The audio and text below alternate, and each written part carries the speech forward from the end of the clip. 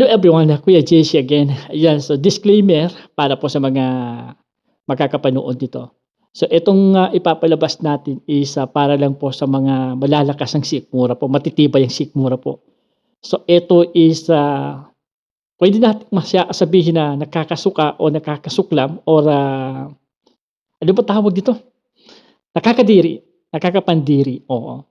So kung kayo ay kumakain, kung hindi niyo kayang panoorin 'to, huwag niyong panoorin. So let's go, ipapakita ko sa inyo.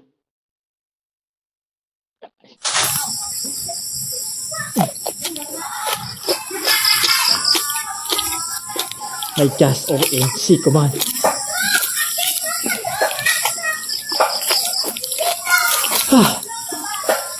Putik. Anyway, yun.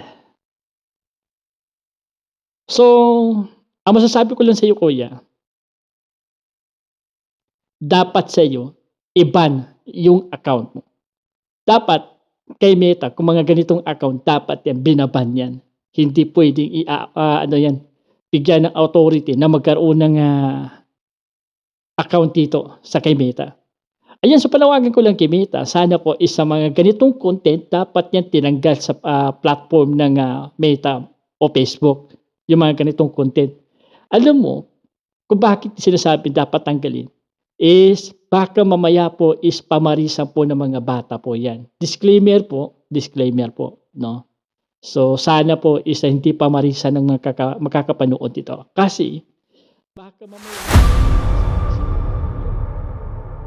gagaya po nito. Baka mamaya po hospital ang babagsakan, di ba?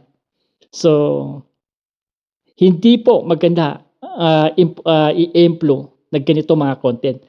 Dapat kung ako lang talaga yung platform, dapat hindi binibigyan ng privacy mga ganitong content. Oo. Nakakadiri, paano kinakaya yung kuya? My God. Sa dami-dami pa ng content, yan pa talagang gawin mong content para na sumikat kayo. Huwag mo nang habulin kaya ni Boy Tapang. Nandun na si Boy Tapang eh. Nandun na. Wala na si Boy Tapang sa mga ganyang platform. Nakakadiri ka.